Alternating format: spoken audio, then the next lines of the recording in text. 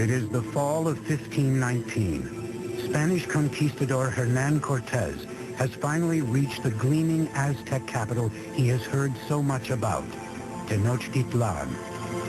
When the Spaniards first saw Tenochtitlan, they thought they were in some kind of an enchanted vision. They thought they'd entered some kind of a dream. A massive force of native warriors, allied against the Aztecs, accompanies him as he advances on the main causeway into the city. The meeting of Cortez and Montezuma on a causeway approaching Tenochtitlan had to be one of the most remarkable events in world history. It's really a meeting of two different worlds. And Cortez offered his hand, but the minute he started to do that, to actually touch Montezuma, the noble attendants around Montezuma pushed Cortez away and said, no, that's a total indignity. Nobody touches Montezuma, the great lord of the land. The meeting of the two worlds was peaceful, but fraught with tension. Moctezuma by this time had become increasingly impulsive and prone to bouts of hysteria. So the encounter was an encounter of sensing the forces, no, in each side. But the Aztecs had a diplomacy and a warfare system that was somewhat naive in comparison to the very tricky and sly system of the Europeans. Moctezuma invited the Spaniards to stay in one of his palaces. It would prove to be a catastrophic mistake. As the Spaniards entered the city, they were so awed they thought they were dreaming. At the heart of the city stood the emperor's colossal palace. The palace of Moctezuma II was a massive complex spread across 6 acres near the Great Temple.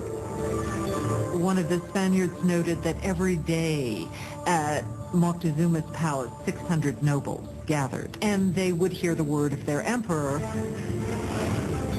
Moctezuma received the Spaniards in a large reception chamber just beyond the main entrance, designed to make the emperor appear omnipotent. But Moctezuma's palace would be the last ever built by the Aztecs. Not a week into their visit, the Spaniards went for the jugular, kidnapping Moctezuma. It was an audacious move, but it paid off. The empire appeared to be theirs. Even though Moctezuma was still the official leader of the city, he was really, for some time, nothing more than a mouthpiece for Cortez. For 6 months, tensions within the walls of Tenochtitlan slowly simmered. Then, in the spring of 1520, it all came to a head. One morning, Spanish soldiers interrupted a sacred sacrifice and slaughtered those taking part. The move sparked an uprising.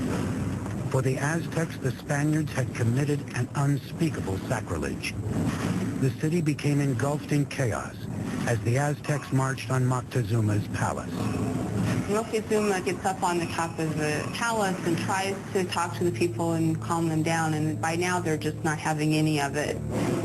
Moctezuma had become nothing more than the Spaniards' puppet, a betrayal so great in the eyes of his people, they pummeled him with rocks and arrows.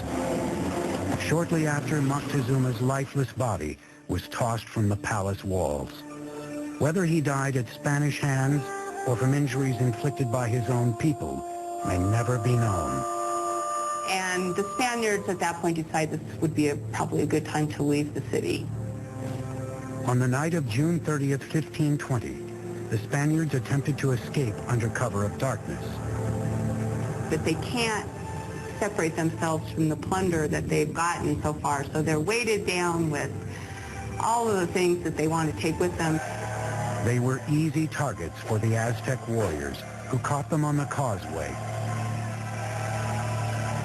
Bodies quickly piled up in the water.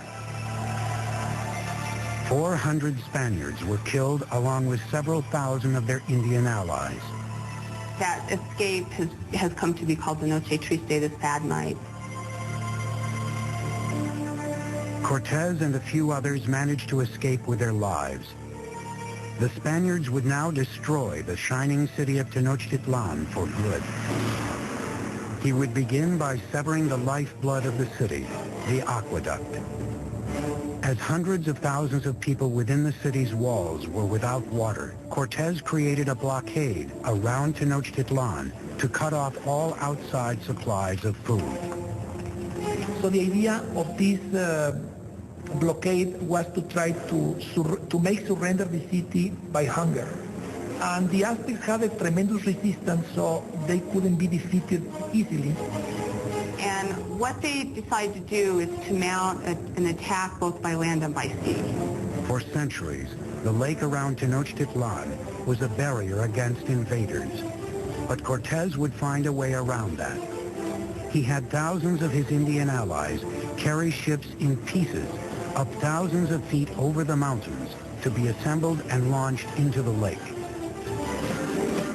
May 1521. Cortés unleashes his massive army in a final decisive attack on Tenochtitlan. 600 Spaniards, including 100 cavalrymen and upwards of 50,000 of their Indian allies, clash with the Aztec defenders of the city on its grand causeways. Brutal fighting continued for months. Day by day, Cortés razed the city block by block. He and his Indian allies were merciless in their systematic slaughter of the population. It was an extremely hard-fought battle, especially in the city precincts. The Aztecs made a last stand at the great temple in Tlatelolco. Warriors lined the steep steps to rain down arrows and rocks on their enemy. But it was hopeless. On August 13th, the final Aztec leader, Cuauhtémoc, was captured and surrendered to Cortés. And that was just the beginning. 20 million would die of disease brought by the Spaniards. By the end of the 16th century, we estimate that the native population had been reduced by about 90%. Modern-day Mexico City has been built atop the rubble of the once majestic city of Tenochtitlan. The Spaniards leveled it during the construction of their own colonial capital, even using stones from the great temple to build their cathedral still standing next to the temple ruins. The Aztec Empire had vanished, and with it, a legacy of astonishing engineering achievements.